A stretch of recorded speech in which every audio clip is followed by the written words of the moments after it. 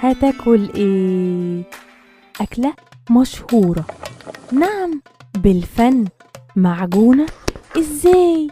هتعرف هنا مع كل فزورة مطبوخة بأفلام وأغاني وكمان مسلسلات في فوازير. أكلة مفنونة.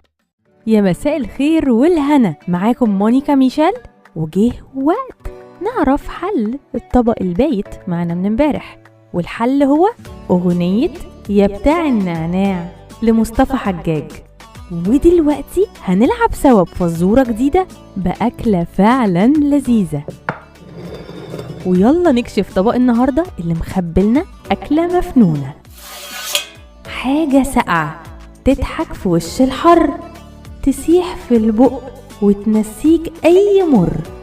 في فيلم مع دياب المشوار